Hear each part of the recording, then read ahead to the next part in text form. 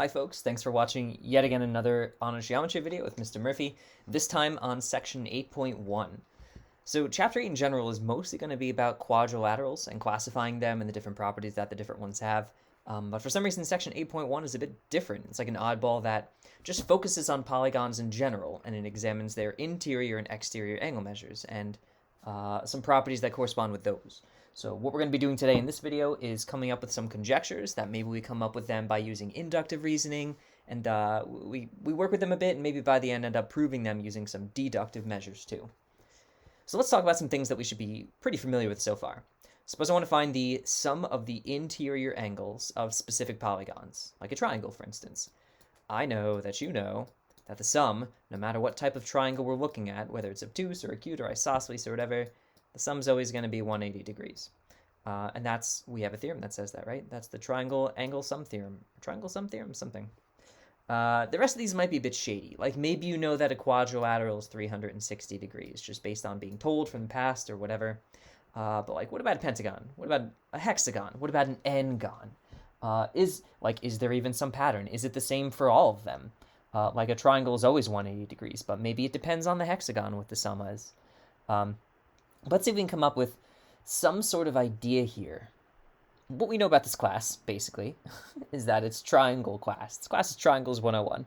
Because pretty much I can make triangles out of anything. For instance, if I take this quadrilateral and draw this diagonal, pretend that that's like a segment and it's straight, that's essentially cutting it into two triangles.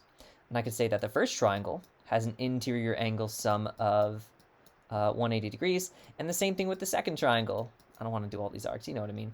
The sum of the top one is going to be 180, the sum of the bottom one is also going to be 180. And if I take the top and bottom triangles 180 degrees, the sum of all those gives me the interior angles for this shape. So basically, a quadrilateral sum of interior angles is 360, because it's two triangles, and then their sum is 360 as well. What if I want to apply this idea to perhaps a pentagon, and I want to see how many different triangles I can make? So what I don't want to do is like this and make 5 different triangles, because then this middle bit that I'm making here, like these angles are not actually interior angles of the pentagon. So what if I make it instead doing it the same way that I did with the quadrilateral, drawing diagonals? I could draw a diagonal here, and I can draw it here, and that looks to be about it, because if I were to go from this vertex to any of the other ones, they'd be sides of the thing. So what I have here is 3 triangles. 1, 2, 3. Each of those have interior angle measures of 180. Each of those interior angle measures contributes to the interior angle measures of the whole pentagon. So I could really say this is 3 180-degree triangles. That gives me a sum of 540. I guess we can keep doing patterns here and say, like, all right, so clearly I break this up into different triangles, but maybe I can notice some patterns with the number of triangles I can make out of these n-gons. Here I can make 1, 2, 3, 4 triangles.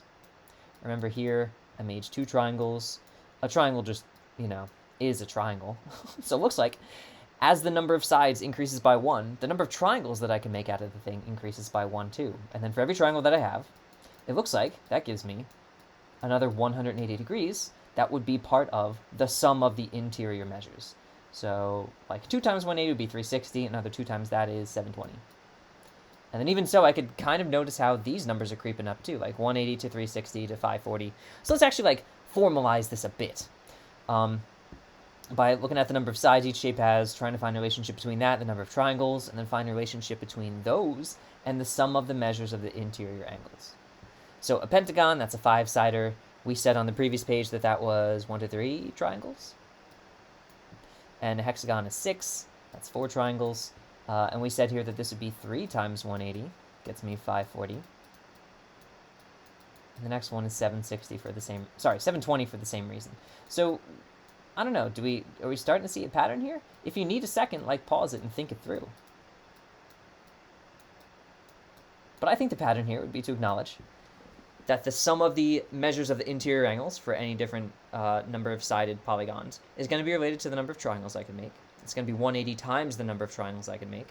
And the number of triangles I can make, hopefully we could see here, is always going to be 2 less than the number of sides that the shape has, even if we include a triangle itself. A triangle is 1 triangle, and 3 minus 2 is 1.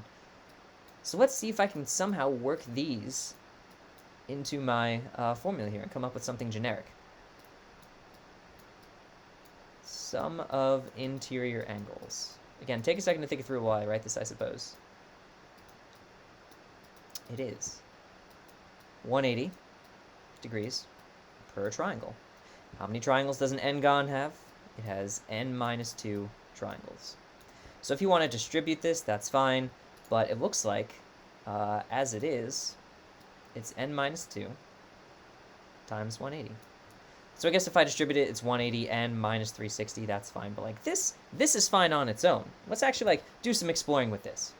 So find the sum of the interior angle measures of a dodecagon. I don't know if you know this, but also, pause if you want to try these problems on your own. We've now hit one of the big ideas for this section. So if you want to fine-tune that idea, that's fine. Pause it and continue. But right now, find the sum of the interior angle measures of a dodecagon.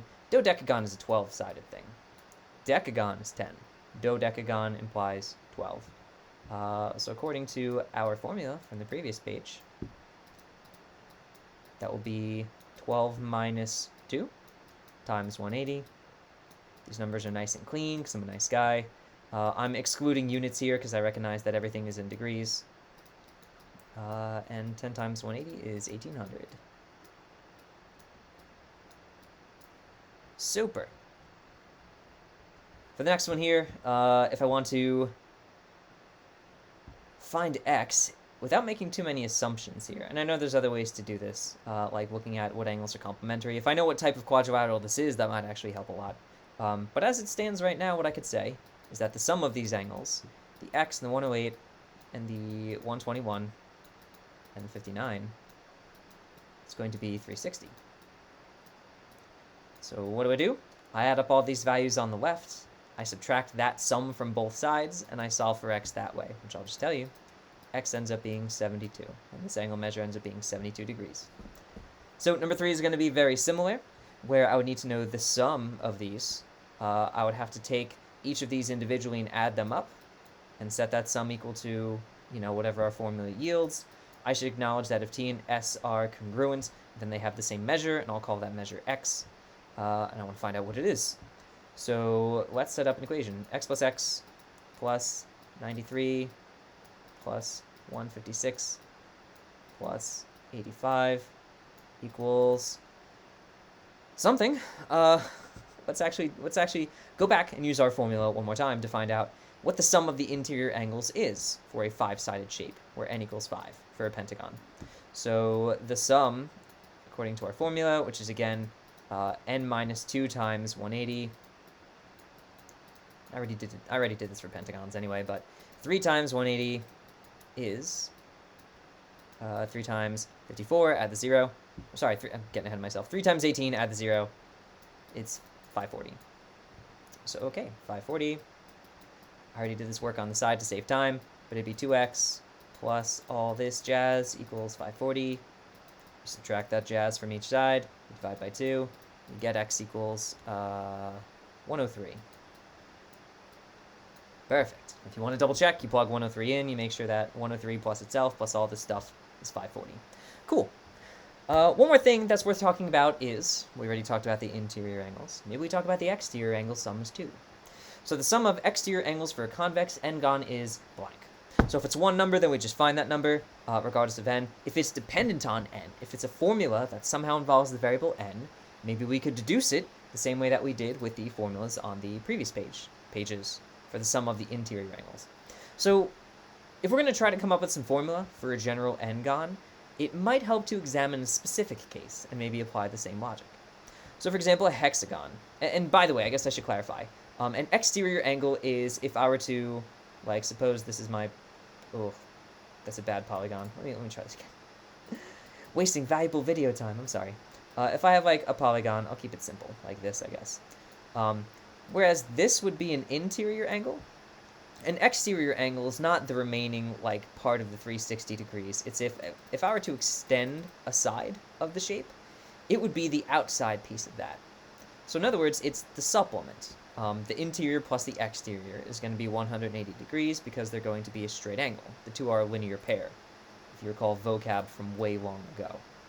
So when I'm talking about the sum of exterior angle measures, I'm really talking about like this, plus this, plus this, and then this, and this, and this. What is the sum of these 6 things? So with a hexagon, if I have 6 sides, I have 6 interior angle measures, which I'm calling A through F, and I have 6 exterior angles too, which are their supplements. So what if I take each interior and exterior angle together and look at their sum? Well, like I said before, the sum of each of these things, each pair of interior and exteriors, is going to be a straight angle. So that's going to be 180 degrees. And if I have 6 of them, and I'm getting at something here. Like, don't worry about it. Murphy knows what's going on. The sum of the 6 straight angles. So in other words, the sum of the interiors plus the exteriors is 180 times 6, which is 1080.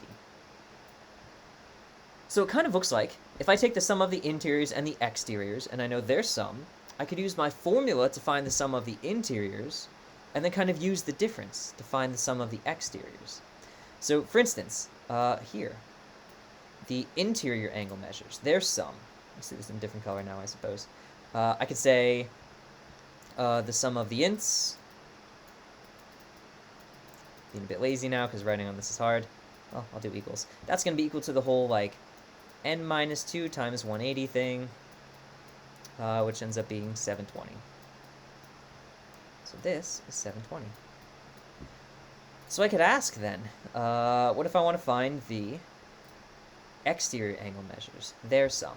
Well, acknowledge that what we pretty much concluded is that the interiors plus the exterior sums is going to equal, essentially, the sum of 6 straight angles, which is 1080.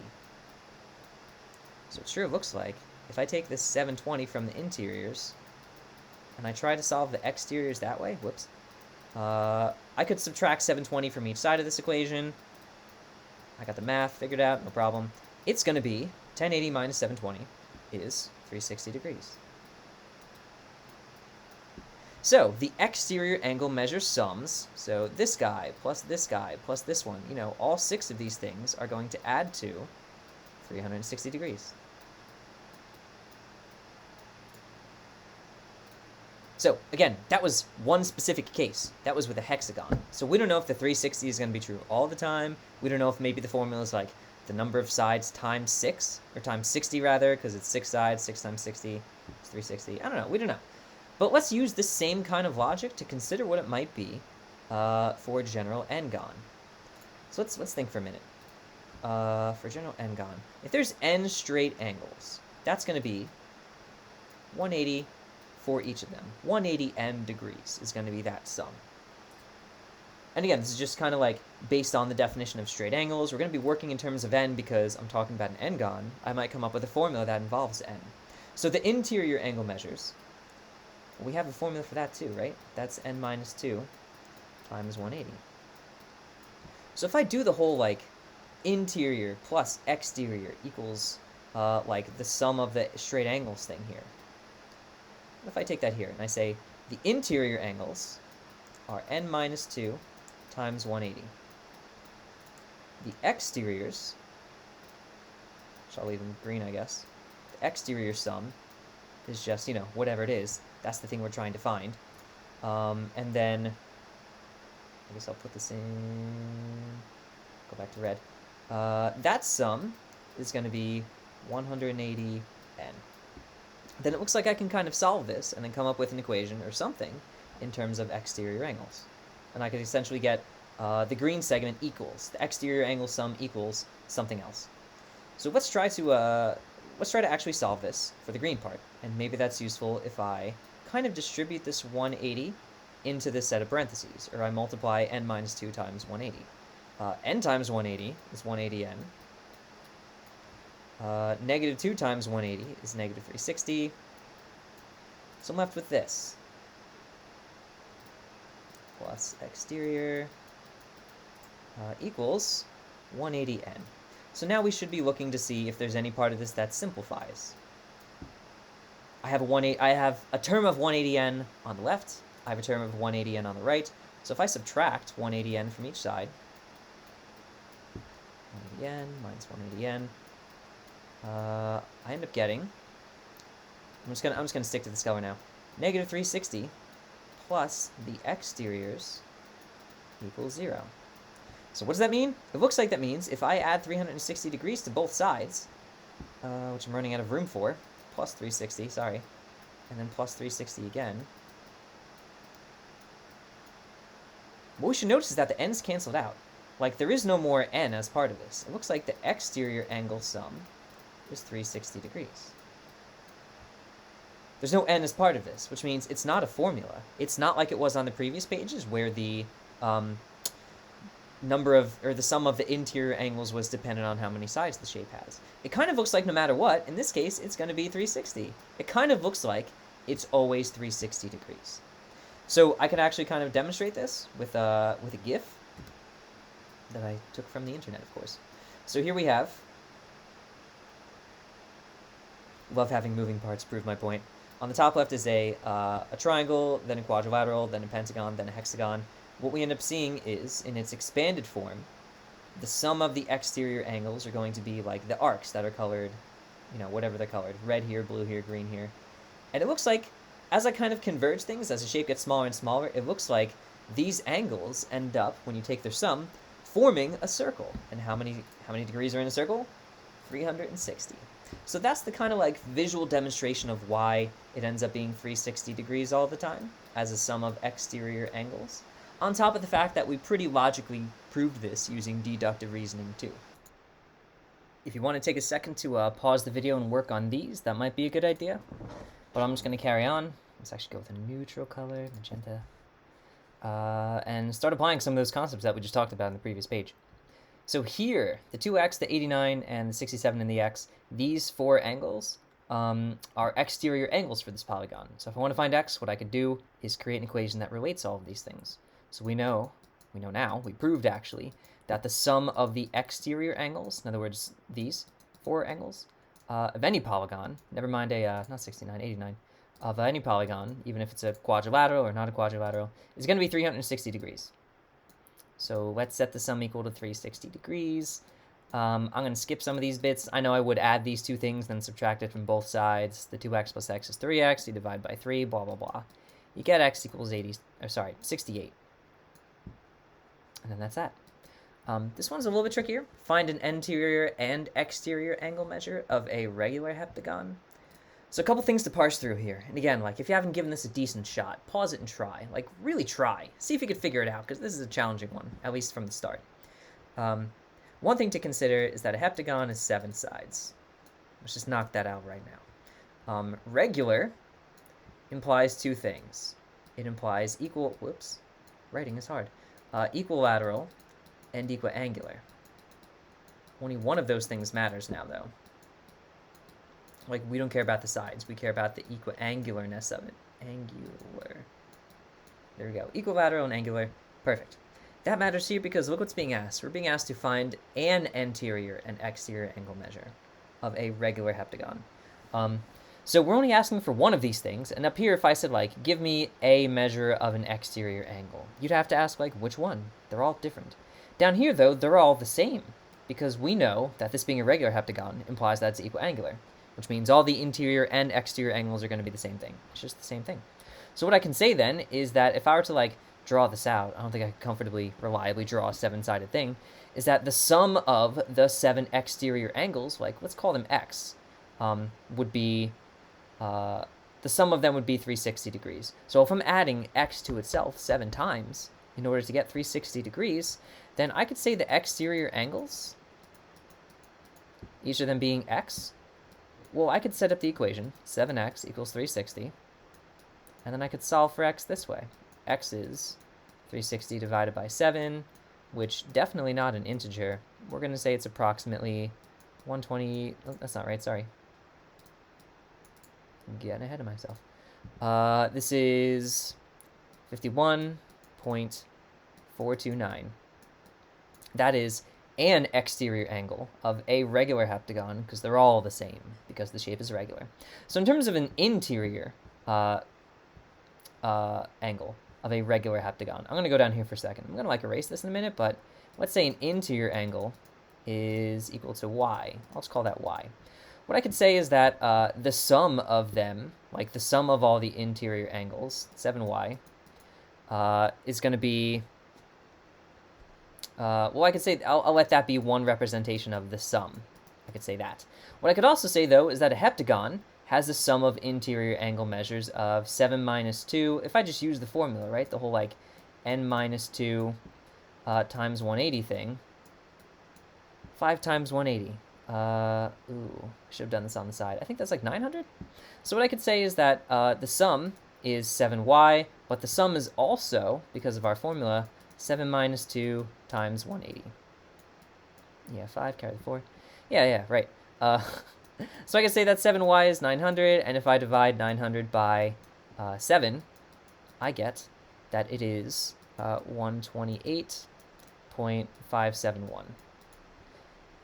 So I didn't have these numbers ready because I did this a different way. Again, if I found the exterior angles first, their sum first, because I thought that was easier.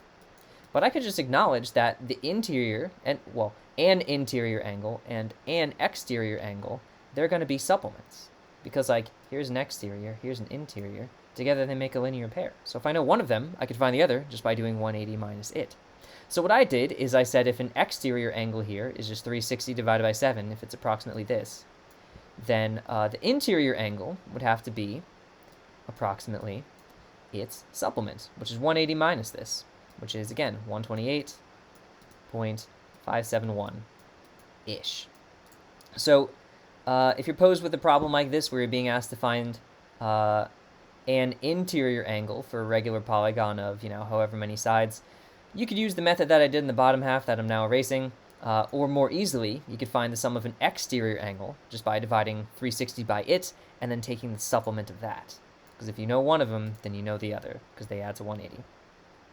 Another kind of like out of left field type problem here that I could throw at you is I could say if I have a convex n-gon, actually this part doesn't matter. If I have an n-gon's interior angle sum of 2160, and I want to know how many sides it has, it's kind of like a permutation of the whole this thing, where the sum is n minus 2 times 180, except here I'm not actually solving for the sum, I'm solving for n. So what if I say the sum, which is n minus 2 times 180, is equal to 2160. Well, now I have a one variable equation where the variable that I can solve for, n, is the variable that I want. So let's just solve for n. I can distribute the 180, get 180 n minus 360 equals 2160. I could do 180 n equals, if I add 360 to each side here, that's 2,520, I believe. I'm going off the top of my head. You divide by 180 on each side, so n ends up being 14. Great. There were other ways to do this problem up top here. Like, instead of distributing the 180, I could have just divided each side by 180 and then added 2, and that would have also solved for n. Because 2160 divided by 180 is 16. If you add, 12. And then if you add 2 to each side, then you get 14. There's ways. There's ways to do this, but as long as you're getting the answers in some form, that's all that matters. So like I said, like same thing with number 2. There's a couple ways to do it, but as long as you can figure it out, then you're fine. All right, that should do it. Thank you for watching, folks.